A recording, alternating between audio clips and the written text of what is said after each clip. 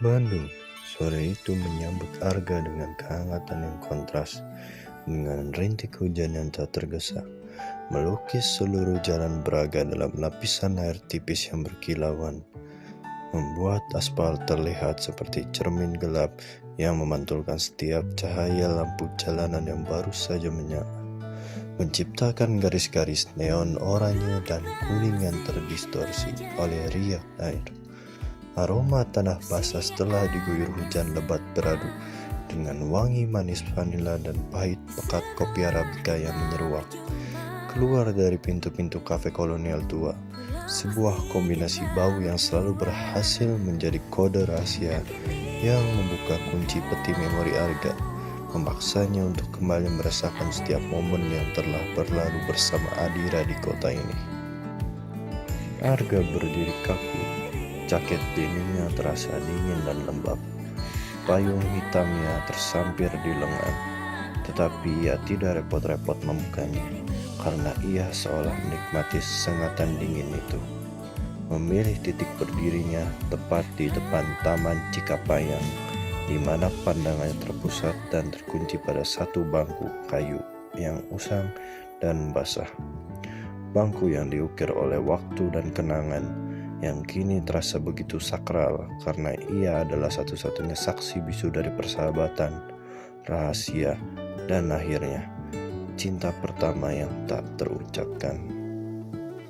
Rasa nyeri yang familiar kembali berdenyut di bawah tulang rusuknya. Sebuah sensasi yang ia kenali sebagai rindu dan penyesalan yang bercampur, mengingatkannya bahwa sudah hampir 1 tahun sejak Adira pindah keluar kota untuk mengejar impian akademisnya, meninggalkan bangku itu dalam kesunyian, bangku yang kini hanya menjadi monumen bisu bagi waktu yang hilang dan harapan yang terkubur, sebuah kekosongan fisik yang sangat ia rasakan hingga ke tulang sumsumnya. Ia merapatkan genggaman pada kamera analog jadul yang tergantung di lehernya, sebuah Pentax tua yang dibalut kulit usang berwarna coklat, hadiah ulang tahun terakhir yang Adira berikan sambil tersenyum lebar.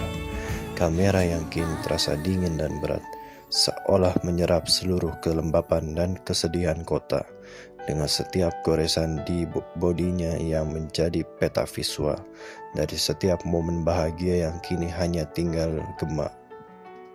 Kalau saja aku bisa mengulang waktu, Dira, gumam Arga pelan. Suaranya parau dan nyaris tak terdengar. Hanya sebuah hembusan napas yang hilang bersama dinginnya udara. Aku tidak akan hanya memotret pemandangan kota dari sini. Aku akan memotret matamu saat kamu tertawa, saat kamu bersemangat tentang masa depan, sebelum semua ini menjadi begitu jauh. Mengingat janji dan tawa mereka yang dulu mengisi bangku itu, Arga kini merasakan penyesalan yang terasa dingin dan pahit, sepedas angin malam Bandung, karena ia telah menyembunyikan perasaannya hingga terlambat, hingga hanya bangku kosong ini yang menjadi satu-satunya pendengar setia dari pengakuan cintanya yang bisu.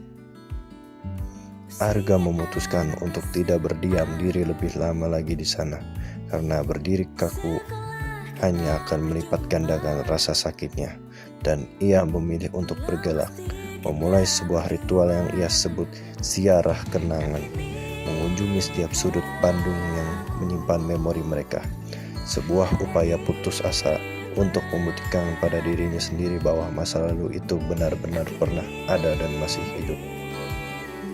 Langkah kaki yang berat membawanya menyusuri Braga yang kini sunyi, dan ia berhenti tepat di depan The Old Corner Bookstore, sebuah bangunan tua dengan cahaya kuning redup dari dalam menerangi jendela kaca yang buram, mengingatkannya pada adegan pertemuan pertama mereka yang canggung dan lucu.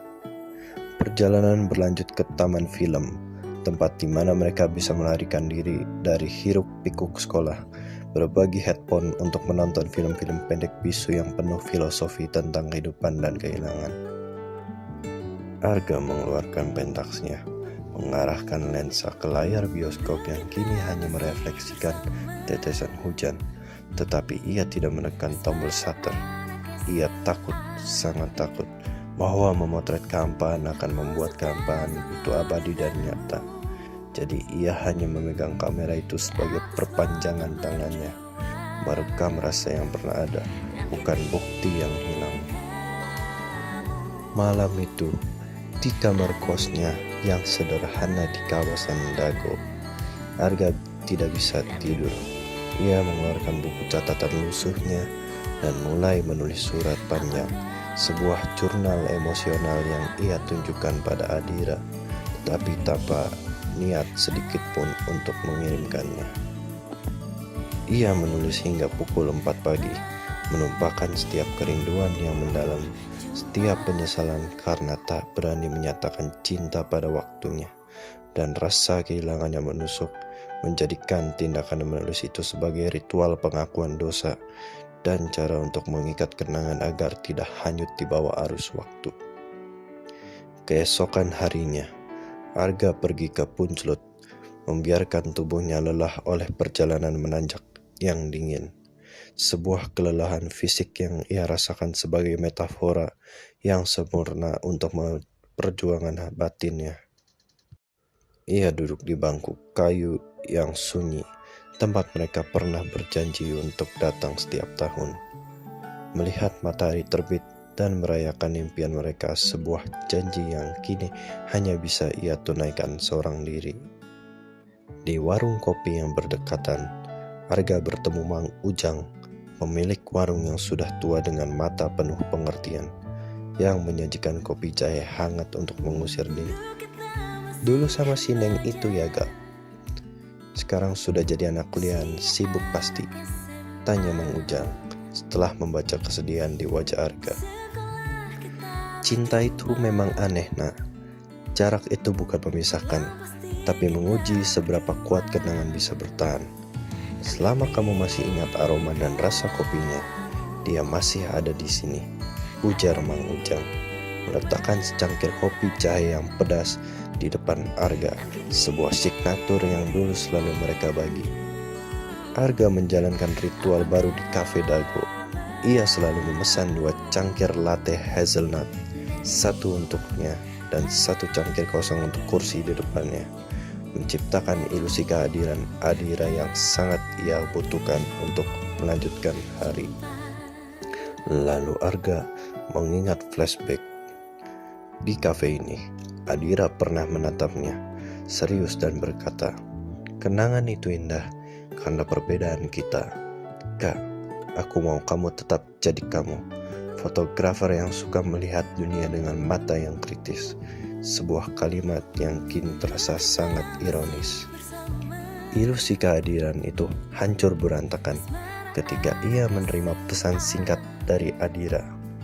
Pesan formal tentang kesibukan kuliahnya, teman-teman barunya, dan permintaan maaf yang ringkas karena jarang membalas. Sebuah konfrontasi brutal dengan kenyataan bahwa hidup Adira telah bergerak maju tanpanya. Hati Arga tersayat, merasakan sakit yang tajam dan dingin, dan ia sadar bahwa perjuangannya bukan lagi untuk merebut kembali Adira, melainkan untuk menerima kenyataan bahwa kenangan harus dihargai, bukan dipenjara. Ia mendatangi Teh Rina, pemilik kafe, dengan wajah tertunduk dan mengungkapkan rasa sakitnya yang terasa tidak adil. Teh Rina dengan kebijaksanaan yang lembut membandingkan kenangan dan kenyataan dengan kopi. "Kenangan itu kayak kopi, gak pahit, itu intinya. Kalau kamu gak merasakan pahitnya, kamu gak akan menghargai manisnya. Dan kenyataan itu susu, dicampur biar kamu bisa menelan pahit itu tanpa rasa sakit." Nasihat Teh Rina menohok tepat pada intinya.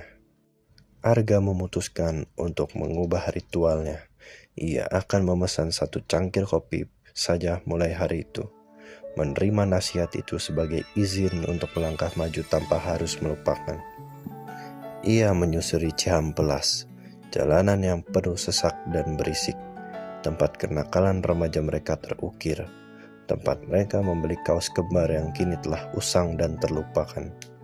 Di depan toko yang lama sudah berganti nama, Arga sadar Keabadian kenangan tidak bergantung pada bangunan fisik. Ia ada di dalam dirinya, di dalam pentaksnya, di dalam kota yang terus hidup.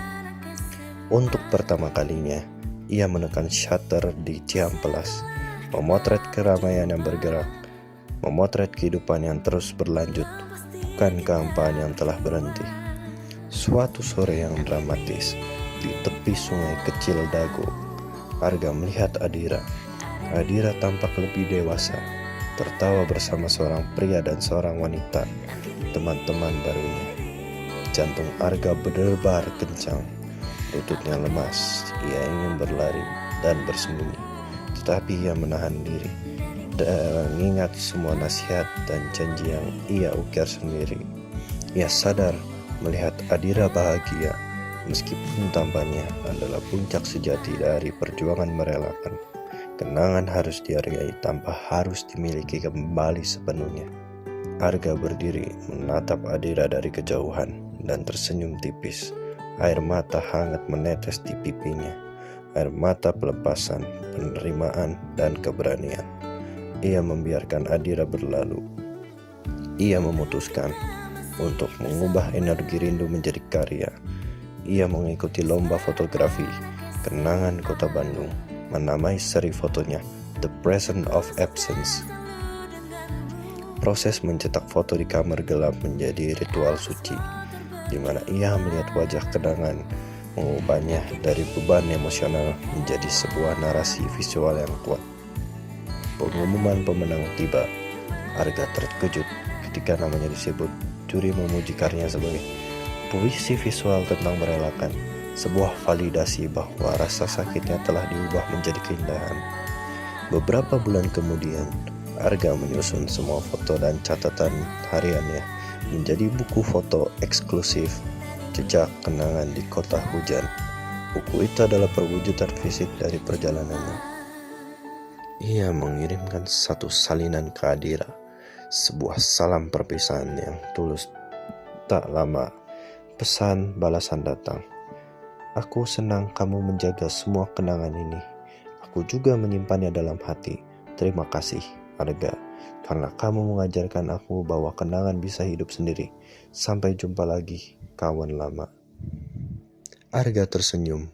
Perjuangan mencapai kenangan kini telah sempurna. Tidak dengan memiliki, melainkan dengan merelakan. Hujan sore itu reda, digantikan oleh cahaya matahari terbenam yang bersih. Arga berdiri di tebing keraton, menekan tombol shutter pentaksnya, memotret pemandangan kota yang terbentang di bawahnya. Penuh cahaya dan harapan, sadar bahwa Bandung kini bukan lagi tempat menunggu, melainkan tempat memulai babak baru hidupnya. Setelah sukses menerbitkan bukunya, Arga merasakan kelegaan yang mendalam, bukan karena pengakuan publik, tapi karena ia telah menyelesaikan janjinya kepada kenangan itu. Pentaks tua itu kini terasa lebih ringan di tangannya, tidak lagi sebagai jangkar penderitaan, melainkan sebagai tongkat estafet menuju masa depan. Hari-hari berikutnya di Bandung terasa berbeda. Hujan masih turun dan aroma kopi tetap pekat. Tetapi kini Arga melihat kota itu dengan mata seorang seniman yang baru terlahir, mencari nuansa baru, bukan bayangan lama. Dan ia mulai tertarik pada detail-detail kecil yang selama ini ia abaikan, seperti retakan di trotoar atau coretan grafiti di tembok gang sempit. Ia memutuskan untuk mengambil pekerjaan lepas sebagai fotografer, dokumenter untuk sebuah majalah budaya lokal, sebuah langkah berani yang membawanya keluar dari zona nyamannya, tempat-tempat yang penuh kenangan Adira, dan memaksa dirinya menjelajahi kawasan-kawasan Bandung yang sama sekali baru baginya, seperti Cibaduyut yang ramai atau kawasan industri yang sunyi. Tugas pertamanya adalah mendokumentasikan seniman sepatu tradisional di Cibaduyut. Di sana, Arga terpesona oleh proses pengerjaan kulit yang rumit dan bau lem yang menyengat. Kontras sekali dengan aroma kopi yang selama ini ia hirup, dan ia mulai memotret tangan-tangan tua yang terampil, menemukan keindahan dalam kerja keras dan dedikasi. Dalam proses pemotretan itu, Arga sering berbincang dengan para pengrajin. Salah satunya, Pak Jaya, seorang pembuat sepatu berusia 60 tahun, berkata, "Foto yang bagus bukan hanya tentang apa yang kamu lihat, nak, tapi tentang apa yang kamu rasakan dan apa yang orang lain bisa rasakan dari hasil kerjamu." Kata-kata Pak Jaya mengingatkan Arga pada esai yang ia tulis untuk bukunya, bahwa seni adalah jembatan antara perasaan pribadi dan pengalaman universal. Ia menyadari bahwa kenangan Adira telah memberinya kedalaman emosional untuk melihat dunia dengan empati yang lebih besar. Suatu malam, ia kembali ke kafe Teh Rina di Dago, memesan satu cangkir kopi dan duduk di kursi yang berbeda. Kali ini menghadap ke arah jalan yang ramai, bukan ke kursi kosong di depannya. Teh Rina tersenyum melihat perubahan itu. "Kopimu sudah mulai dingin, gak? Sudah tidak pahit lagi?" tanya Teh Rina, menggoda. Arga tertawa, tawa yang terasa jujur dan ringan. "Sudah ada rasa lain, Teh. Rasa tantangan dan bau lem Cibaduyut," jawabnya, menunjukkan foto tangan Pak Jaya di kameranya. Arga mulai menjalani ritual baru. Setiap malam, ia akan menyortir hasil fotonya, tetapi ia tidak lagi mendengarkan lagu-lagu lama mereka. Ia mendengarkan musik jazz instrumental yang tenang, membiarkan alunan musik mengisi ruangan tanpa memicu flashback yang menyakitkan. Ia memutuskan untuk membersihkan kamar gelapnya, membuang roll-roll film lama yang ia takutkan akan menunjukkan kenangan buram, dan menggantinya dengan bahan kimia baru yang segar. Sebuah simbolis melepaskan keterikatan pada masa lalu yang statis demi menerima masa kini yang dinamis. Arga bahkan berani kembali ke bangku di Taman Cikapayang, tetapi kali ini ia membawa buku sketsa. Alih-alih pentaks, ia mulai menggambar kontur kota, mengabadikan tempat itu dalam bentuk yang berbeda, menjadikannya kanvas bagi kreativitas baru. Saat ia menggambar, seorang mahasiswa arsitektur bernama Vina menghampirinya, tertarik pada sketsa kontur Braga yang ia buat. Vina adalah sosok yang ceria, penuh dengan ide-ide baru tentang bagaimana merevitalisasi ruang publik Bandung. Interaksi dengan Vina terasa menyegarkan. Mereka tidak memiliki masa lalu bersama, sehingga percakapan mereka murni berfokus pada masa kini dan masa depan, tentang desain, seni, dan bagaimana hujan selalu menjadi elemen kunci dalam arsitektur Bandung. Vina mengajaknya mengunjungi studio arsitektur di daerah Cimbeluit, tempat yang Arga kenal samar-samar karena dulu pernah dilewati bersama Adira. Tetapi kini ia melihatnya dengan perspektif baru, sebagai pusat kreasi, bukan sebagai jejak usang. Mereka membahas bagaimana mendokumentasikan kota secara visual, Vina dari sudut pandang garis dan bentuk, dan Arga dari sudut pandang cahaya dan emosi. Arga menyadari bahwa ia bisa mencintai kota ini kembali tidak sebagai panggung kenangan, tetapi sebagai studio tempat ia berkarya. Suatu pagi, Arga menemukan gulungan film tua yang terselip di laci pentaksnya. Film yang sudah lama ia lupakan. Film yang ia ambil saat kencan pertama mereka di Ciampelas. Jantungnya berdebar. Foto itu tidak lagi terasa menyakitkan, sebaliknya. Itu terasa seperti izin, sebuah restu dari masa lalu untuk melanjutkan hidup sambil membawa kebahagiaan itu bersamanya. Arga membingkai foto itu, meletakkan di mejanya. Ia tidak menyembunyikannya. Ia menjadikan pengingat bahwa kenangan harus menjadi kekuatan pendorong, bukan pemberat. Ia melanjutkan proyek dokumentasinya, kini lebih fokus pada kisah-kisah harapan. Ia memotret senyum anak-anak sekolah yang bermain hujan di halaman Braga. Mang Ujang di Puncelut menyambut Arga dengan kehangatan. "Kenapa kamu tidak memotret pemandangan, Kak? Itu yang paling indah," tanya Mang Ujang. "Pemandangan itu statis, Mang. Yang bergerak itu ceritanya. Saya memotret cerita." Tangan Mang Ujang yang membuat kopi dan wajah orang-orang yang merindukan kota ini, jawab Arga tersenyum. Arga bahkan berani mengunjungi kembali taman film yang kini menampilkan pertunjukan tari kontemporer. Ia memotret siluet penari di layar yang basah. Kekosongan telah digantikan oleh gerakan. Ia mengirimkan pesan singkat kepada Adira, bukan tentang rindu, melainkan tentang perkembangan pekerjaannya. "Aku sedang mendokumentasikan seniman Cibaduyut. Hasilnya jauh lebih bagus dari foto buram kita dulu." Adira membalas dengan emoji tertawa. Aku yakin itu. Jangan lupakan tawa. Aku masih menyimpannya. Interaksi itu terasa sehat dan matang. Proyek dokumentasi Arga di Cibaduyut diakui secara lokal. Ia mendapat tawaran untuk mengadakan pameran tunggal kecil. Tema pameran, The Living City. Kisah-kisah yang bergerak di balik hujan. Arga menata pamerannya di sebuah galeri kecil di Jalan Riau. Ia tidak memasang satupun foto dari seri Jejak Kenangan, tetapi esensi emosionalnya terasa di setiap karya. Pada malam pembukaan pameran, Arga melihat sekilas seorang pengunjung yang sangat mirip Adira. Jantungnya sempat melonjak, tetapi ia segera sadar itu hanya refleksi keinginannya. Ia berbicara di depan pengunjung. Kota ini mengajarkan saya bahwa kenangan bisa menjadi museum yang indah, tetapi tugas kita adalah keluar dari museum itu dan memotret sejarah yang sedang dibuat hari ini, katanya disambut tepuk tangan meriah. Setelah pameran selesai, Vina mengajaknya mendaki ke tebing keraton lagi.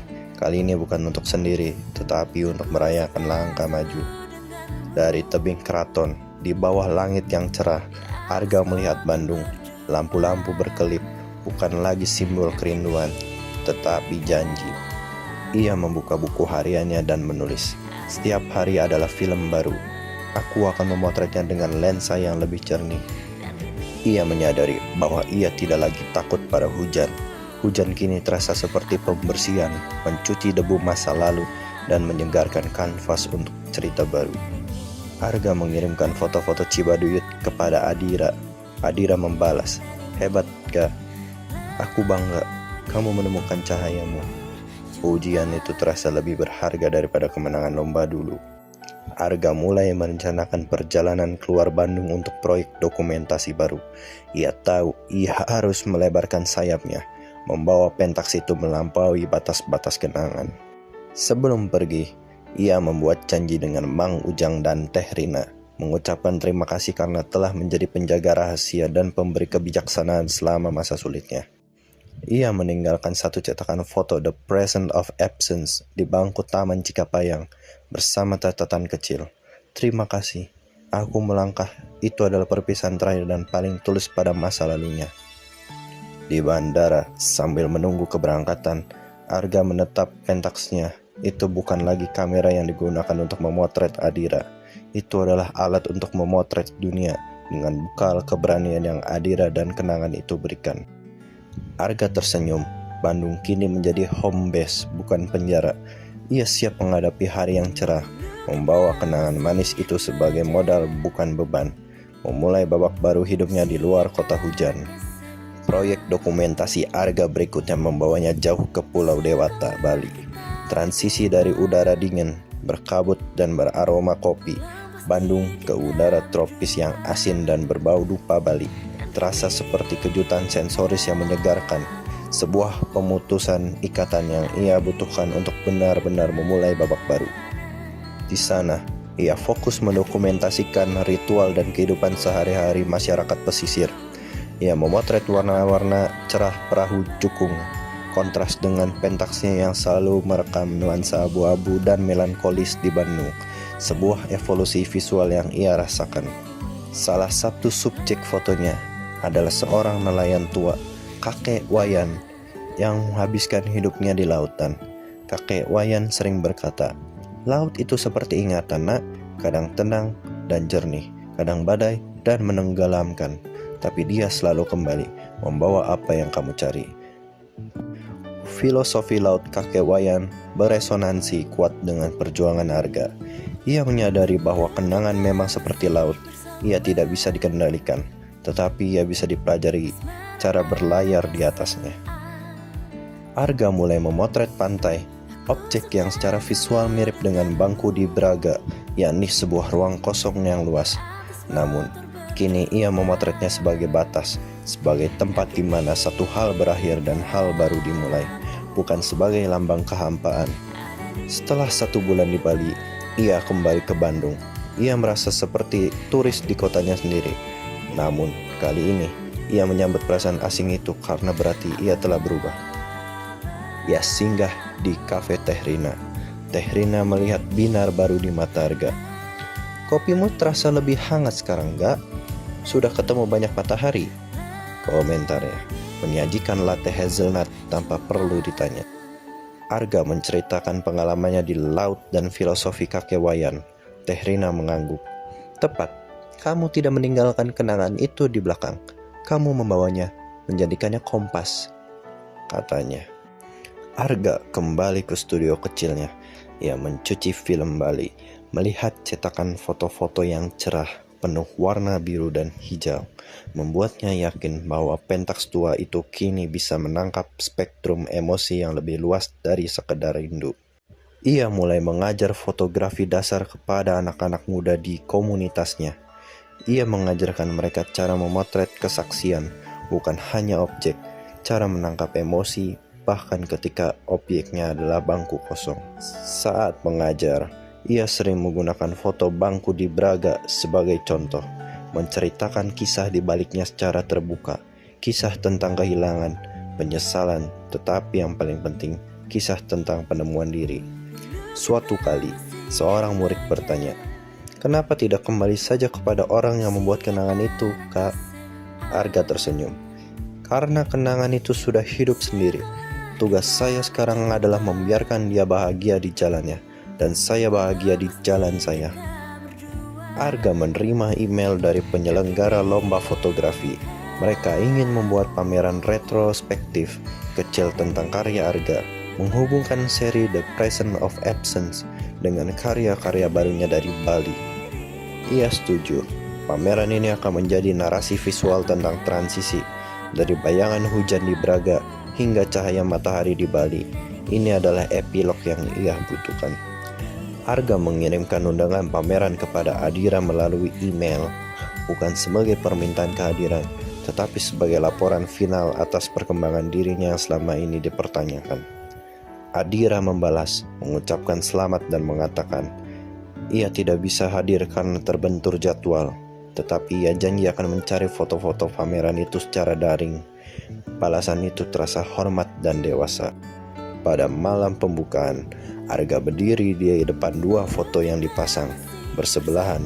Satu adalah bangku Braga yang basah dan muram, dan yang kedua adalah pantai Bali yang luas dan cerah. Judulnya Boundaries and Beyond.